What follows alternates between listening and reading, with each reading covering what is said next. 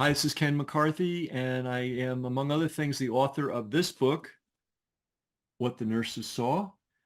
To put this book together, I interviewed 8 nurses, one respiratory therapist, and one forensic accountant investigator. And we put together a model so that folks could understand some of the things that happened in the hospitals during the COVID, what I call the COVID panic. And I am learning that some of this activity is still continuing. Today we have with us one of the nurses that we worked with to put this book together, Ashley Gog. Welcome, Ashley. Hi, good to see you again, Ken. Great. Thank you so much for being willing to come back again. This book is scary. There's no question about it. But it wasn't written with the intention to terrorize. It was written with the intention to inform, and not just inform, but suggest productive paths that people can take. And so Ashley has been so kind to send me really detailed thoughts about those issues in writing. And I thought, well, gee, let's get this on video. So all of us that are concerned about this, and this really is every thinking person, has some guidance from somebody who's knowledgeable, experienced in the trenches, and has given it a lot of thought. So Ashley, we're going to cover two big swaths of information. One is, yeah, it's a lot. This is That's a heavy lot. duty stuff. I don't think any of us thought, when we were kids, this is what we're going to be doing when we grew up. I thought I was going to be a fireman or something, or an astronaut. Um, but this is where we're at, and this is the work we're doing. So we have the very real issue that hospitals are doing. We'll give them the benefit of the doubt. They're doing their best. They are not risk-free zones. Ignorance on the part of anybody, whether it's a practitioner or a patient or a family member, does not pay off. Um, but then how do we approach this in a productive, intelligent, as stress-free as possible, to the extent that's even possible, so that we get a good outcome as opposed to terrorizing ourselves or unnecessarily creating an antagonistic situation where one is not necessarily needed. So uh, you've given a lot of thought to this, so take it away, Ashley. Yeah, I'm honored, to be here and to talk about this. And I think that first step is patient advocacy. One of the big things that happened during, the panic, as you say, is they removed those advocates out. We've kind of moved into this age of the informed patient. And sometimes informed patients will be called Dr. Google and things like that. But we've really, Dr. Google. Dr. Google, So yeah. it's kind of a diss. It's like, oh, you learned your medicine from Google. I'm not going to listen to you. Okay. Yeah, and sometimes that's true.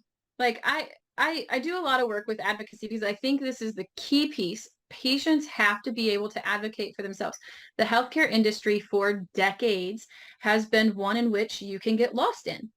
There are healthcare silos. There are all of these systemic issues that we've had for legitimately decades. It's not just COVID. This started long before COVID. It just was like multiplied by 10 with COVID. But you have to be able to advocate for yourself. You have to be an informed patient. Otherwise, you run the risk of, you know, poor care, a lack of care, or the wrong care.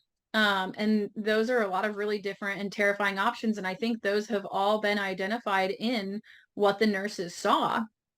So looking at this from kind of that holistic perspective of what's the best way that I can ensure that I'm going to get the best care, and that is self-advocacy, because nobody is going to care about your health and your long-term outcomes more than you, or maybe, your loved ones. Yeah. And they make great advocates too. So it's being informed about your conditions, and also knowing how to have the conversations and not being afraid of them. America got really used to take 2 aspirin and call me in the morning. Hmm. And that's really detrimental. And the hospitals are filled with protocol medicine, and that's been that way for decades. Okay, we have to And understand. by protocol medicine, we mean kind of cookbook. It's all one size fits all. You come in with pneumonia, you have the pneumonia order set. You come in with cellulitis, you have a cellulitis worksheet, or order set that the nurses have to go through. And it looks like a worksheet. You check the boxes. The doctors, that's how they place the orders. Okay, they have to have this. They have to have this. If this is the case, then they do this. And so it has really removed the critical thinking aspect from these decisions. And I just ran into this issue with my father. He tells me, hey, I think I want to delay my colonoscopy. And I'm like, well, why are you getting a colonoscopy in the first place? Well, because they called me and told me to. And I was like, okay, can we talk about this a little bit more? Mm-hmm. And so, I'm sitting here and I'm talking with him. We go through this whole thing and he takes my advice and calls the doctor's office and they say, this is really weird. You're not an established patient with us. We don't have record of you. I don't know how you got called. So it probably would be a good idea for you to see somebody before you had that colonoscopy. And I'm like, So this was that just some little computer bug, or he got added to the wrong list, or I don't know. It might have been 5 years, since he had it hasn't. I don't know. It doesn't matter. The right. point of the story is the fact that mistakes are made. Nothing is perfect. It's crazy. Things get lost, and you don't have that relationship with one physician anymore. You have like, if you have a lot of health concerns, you have like 5, right? 6, 8, depending on how many of your organs are not working properly anymore. Mm-hmm. Um, but it's the idea of being able to ask the questions. Had we not had that conversation, and what started the conversation was he hadn't met his deductible this year, so he wanted to pop it over to next year, and that's why we had the conversation. And he didn't think to ask, well, why am I doing this instead of one of these other options? So having the knowledge and understanding that you don't just have to follow the instruction, asking, well, why am I doing this? What is the reason for me doing this? Mm-hmm. Mm-hmm. That's perfectly acceptable. You're paying that doctor for his opinion. Mm-hmm. Now, I wouldn't recommend going in and talking to a doctor like that. There's a certain amount of respect that needs to be shared, but you're paying them for their opinion. They should be helping you make informed decisions. It's not shared decision making. It's not informed consent. It's informed decision making. So you're going to do a risk benefit analysis. And this is all part of being an informed patient and advocating for yourself, because you don't want to make decisions without feeling comfortable with the risks and the benefits and how that all works out. And there may be alternatives. And that was one thing that I talked with my dad. So on my website, you can find an advocacy guide, and it goes through just some basic steps. So why is advocacy important to you? Who can act as an advocate for you if you can't? Are your needs being met? What kind of support do you need? What are your health and treatment goals? If it's an acute situation, well, I want to be able to breathe again. Mm-hmm. Those sort of things. Identifying those areas and then listing out, getting the options. What are my options for treatment? It is rarely that there are just one option for Mm-hmm. treatment. Mm-hmm. When I would sit down with a patient and educate them, and I worked advanced heart failure, I would say, okay, this is your situation, and this is what happens with most people in this situation. Mm-hmm. You have the ability to try, these different interventions. And this is for each one of them, this is what happens, or this is what could happen. And we would go over the full gamut so they could really look at that and say, okay, this aligns with my health goals. This aligns with my personal, religious, and past experiences, because each of those things are going to be taken into account. My mother-in-law refuses to get a colonoscopy because her brother had a adverse event, an error was made, and he ended up bleeding to death. Yeah. And so for her, the anxiety that a colonoscopy would cause would be far too much. And I wouldn't try to force that on her. There are other options. So it's this balancing act of finding what option is the best for you to meet your health goals. And that is what self-advocacy is going to allow you to do, because you're objectively looking at these different options in front of you. And if you don't like any of the options, none of them fit, get a second opinion. Mm-hmm. So feeling comfortable and being empowered to ask the questions, to push back and say, well, I agree with you on this, but I disagree on this, or Mhm. I know that you are saying that this is my problem, but I really am concerned that something else might be my problem. Can you tell me or explain to me why you think this instead of that? And really, magic can happen in that space Mhm. where you're having this conversation. The doctor's going to get more details. You're going to learn about what's happening in your body. They're going to be able to explain those processes. A good doctor will do this. Mhm. And so you guys can come to this mutual understanding, and something that could have been, a really horrible situation Mhm. is now no big deal, because you each have had the chance to kind of voice your concerns and then come to this conclusion. And you should respect the doctor for their opinion, not be rude, but the doctor also has a requirement to respect you as a patient and your decisions for your health. And part of the problem we see with the cookie cutter medicine or cookbook medicine, protocol medicine, is that it, especially for certain conditions, COVID, heart failure, kidney failure, um, when your lungs are damaged, COPD, they have these prescriptions or these protocols that are set out by the government. And if they're not following those particular protocols, they're getting dinged and questioned as to why their patients aren't meeting those requirements. So it's a much bigger issue, but if you can come at it from approach of I hate to use the word collaborative, because, you know, the doctor doesn't get to say. The doctor's duty is to inform and support and educate. Um, but that is collaboration, right? Mhm. But when you move out of that situation where you can really work together to find out what's best for the individual, it's really damning to the patient. So When you move away from that, where you yeah, when yeah. that ability to work together and use them to the best of their ability. I guess some of the takeaways is, you have an expert that you're conferring with, and you be respectful the way you'd be respectful to your auto mechanic or to your plumber or anybody that's doing a job for you. You're respectful. You respect their experience and opinion.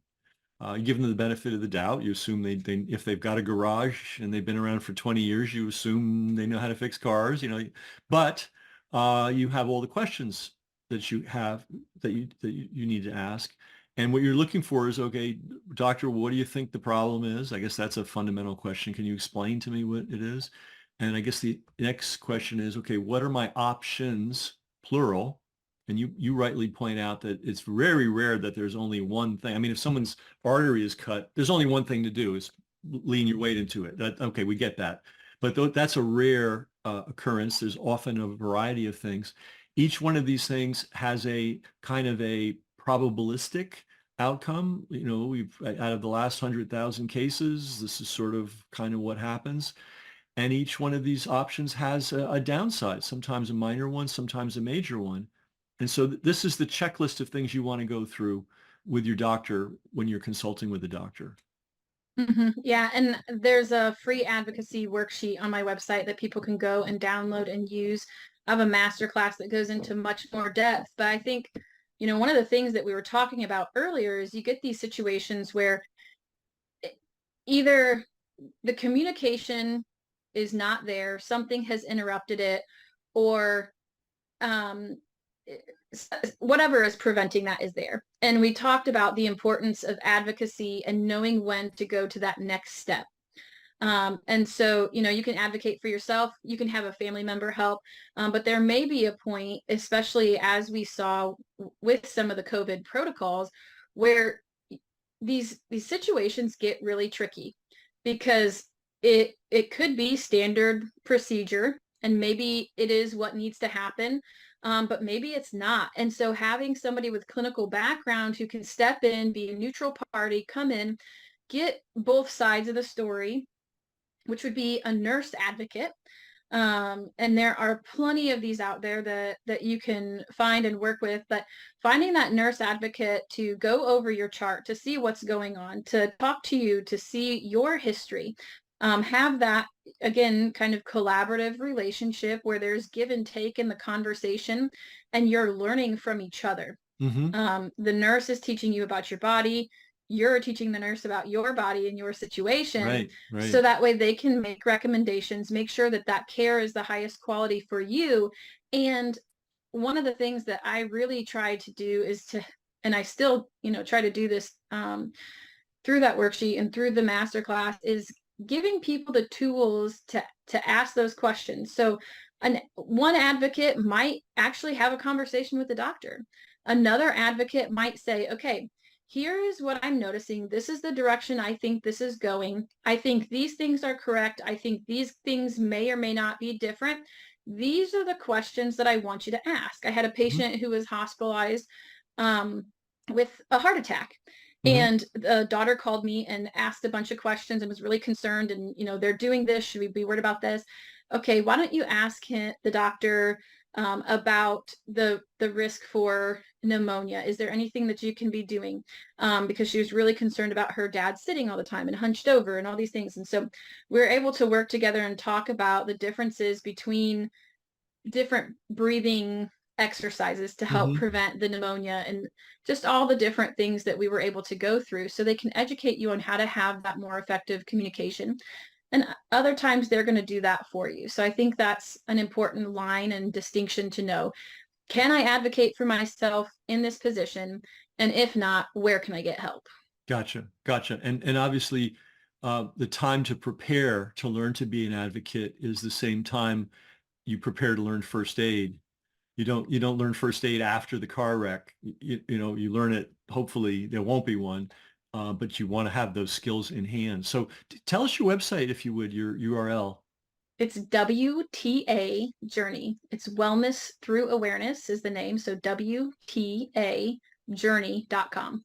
Great. And then people can go there and get this advocacy package that Mm-hmm. basically informs them on how to go about it. And then if somebody wants to go deeper, they can take your master class. Mm-hmm. Yep. This is really good because some people have complicated situations, and very often it happens you have a family member that really can't fully take care of themselves, and it's a complex thing. So they absolutely need someone to get trained in advocacy to act as an advocate. And then your second point is, like everything, maybe I can fix a leaky sink, but if the pipe bursts in the wall, I'm probably better call that plumber. And that's the nurse advocacy. How long roughly has the nurse advocacy business or industry or profession been around? It's a new concept to me. That's what nurses are, as advocates. Okay, but I mean, you know what I mean? But I mean, Yeah, ones that I have get hung it. out, I know they're supposed to be advocates in the ideal world. Yeah. Um, I don't know. I've been aware. It's probably been 10 years. I mean, we saw this shift. Sometimes like health coaches can kind of be the same. Hmm. When we started seeing more of a holistic functional approach to medicine start to shift, we saw nurses moving into these nurse advocate type roles. I would definitely say at least 10 years, but probably a little bit more in very like niche markets. Um, and because I mean, it's hard to justify for the average person paying out of pocket for a nurse when you can go to the hospital and you get a nurse. But unfortunately, what we found now is for whatever reason, the nurses in the hospital are either not able because of whatever circumstance or they're unwilling to do that job.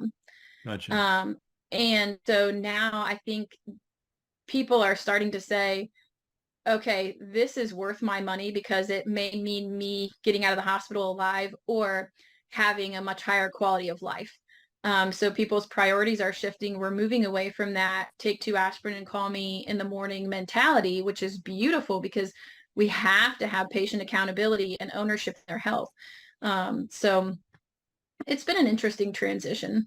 Yeah. So it's now a kind of a standalone profession. Like there are people and companies that have set themselves up in the nurse advocacy business.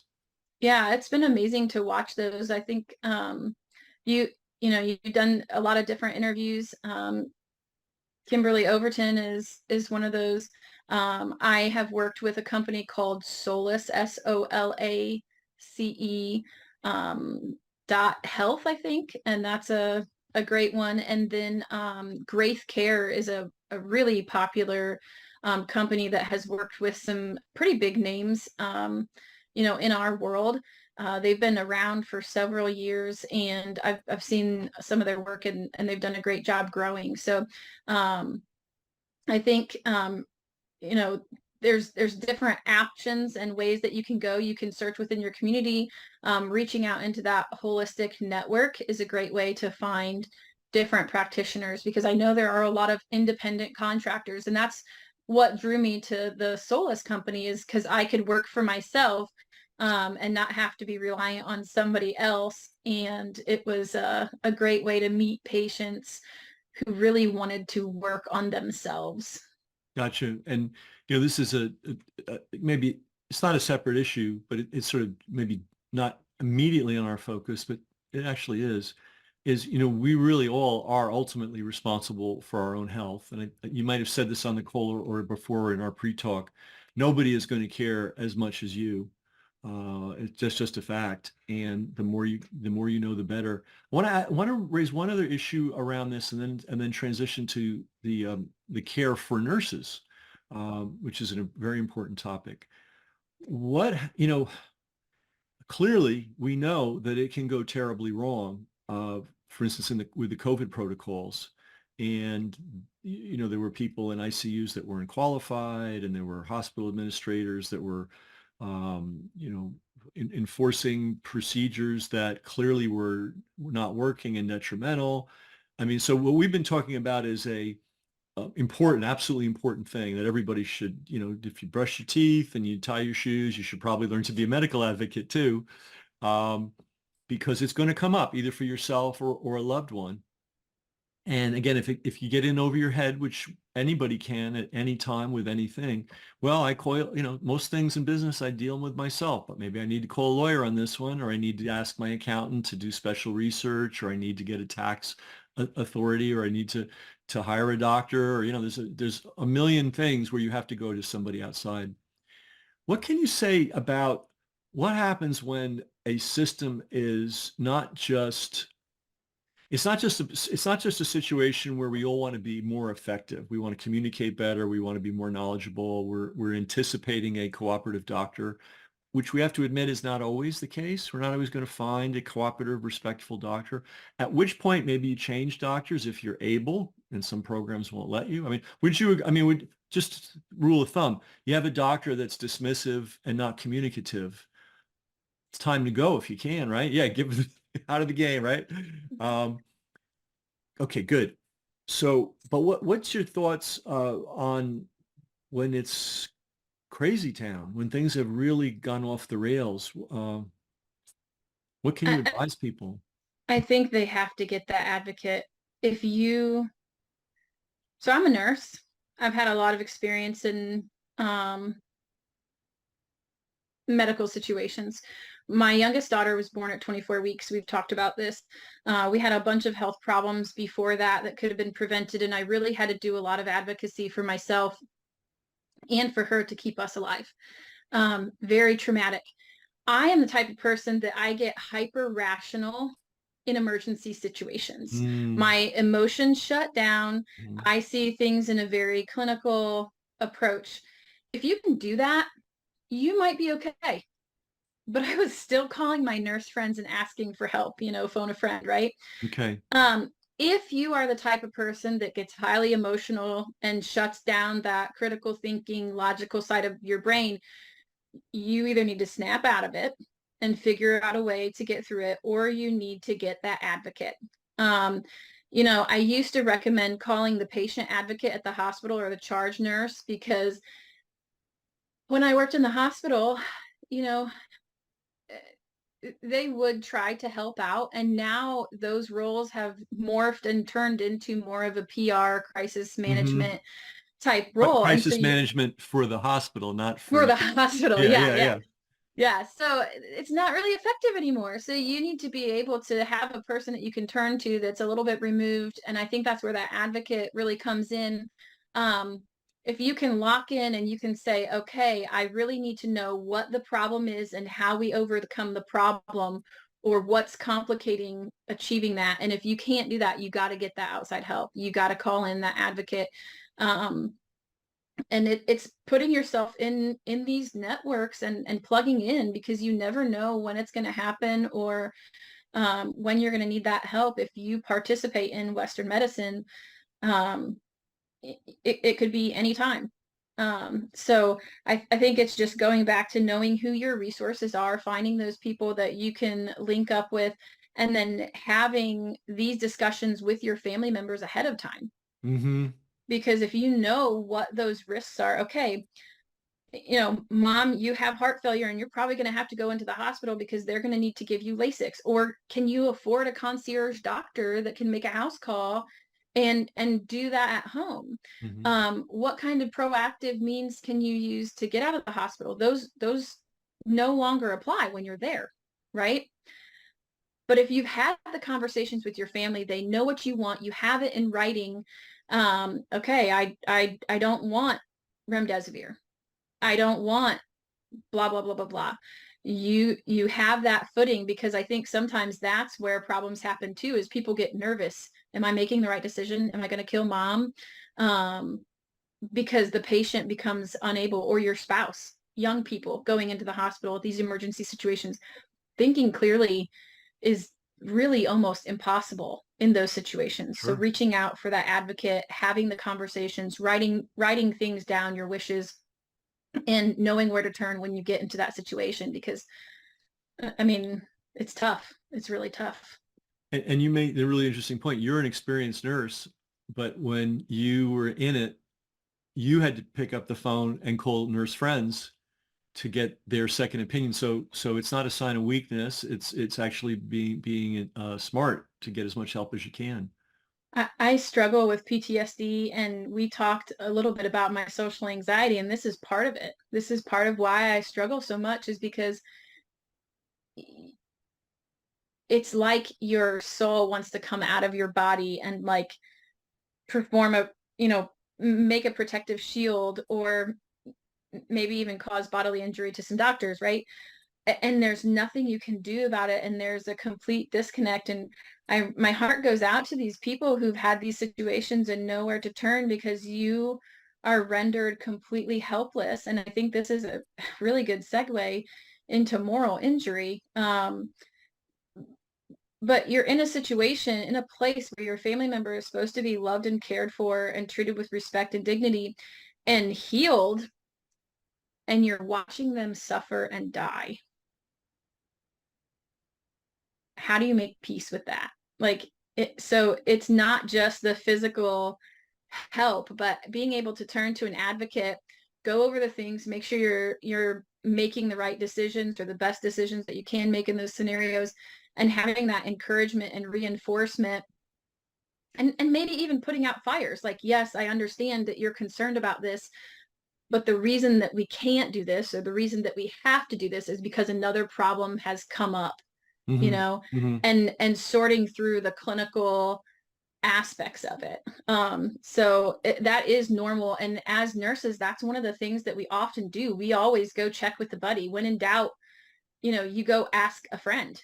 Like, you see what somebody else's clinical judgment would be, because people look at things from different perspectives. So having that advocate is more than just about the safety and well-being, but also the mental Right. exhaustion. Right. It's not just you making all these decisions in a vacuum.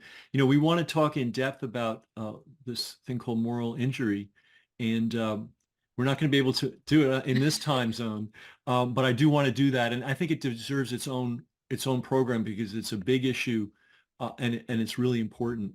So you made a really interesting point at the beginning of our conversation, which I fully agree with, which is there were problems in the way our medical system functions long before COVID, and COVID just made it 10 times worse. The wheels just came off. And there are systematic problems within the institutions, and changing that's going to be a slow process. We're not going to change that this week.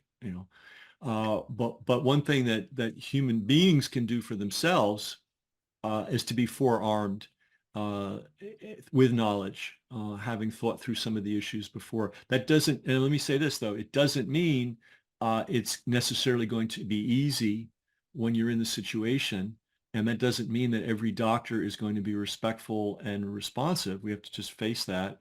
And it also doesn't mean that every medical system is going to be behaving ethically, because I think it's pretty clear that some of these medical systems were just following the cash register. And that's a whole nother dimension. But what we want to focus on with Ashley is the empowerment of everybody to be more knowledgeable about their health, to realize preparation, an ounce of preparation is worth 10 pounds of cure. There's a resource available at your website, which is WTA Okay. journey.com. Gotcha. WTAjourney.com. You can get the information about learning how to be an effective advocate for yourself or loved ones. And if you want to dive deep, you can do a master training in it. And then the other thing that Ashley brought up to us, which is so important, is that everybody, doctors, nurses, no matter how many decades of experience they have, they might hit a wall themselves and go, I really need to pick up the phone and call my friend who's been around this particular problem more than I have. So that's called nurse advocates. And this is now becoming an industry, a service industry, just like a lawyer, just like your tax accountant. We need all this help to get through the modern world. And so this is something to do where you're getting information, you're getting perspective, you're getting approaches, okay, here's how you go, here's how to talk to the doctor on this, here's the questions to ask, or you know what, I'm going to call and I'm going to do it for you. And then you have that human being so that you're not feeling that, oh my God, all this is on me and I'm not a trained doctor and I'm not a trained nurse and the person I love most in the world is at risk here. And what am I doing? I don't even know what I'm doing. So that's where these advocates come in. So it's a new thing to me. I never thought about, about knowing of a nurse advocate or training myself in how to advocate for myself.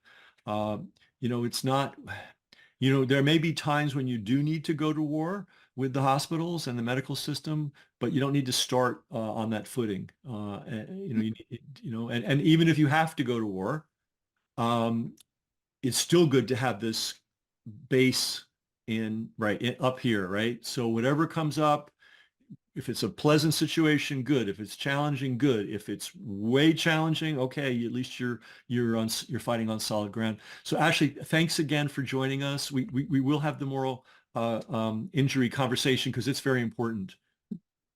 Yep, I look forward to it.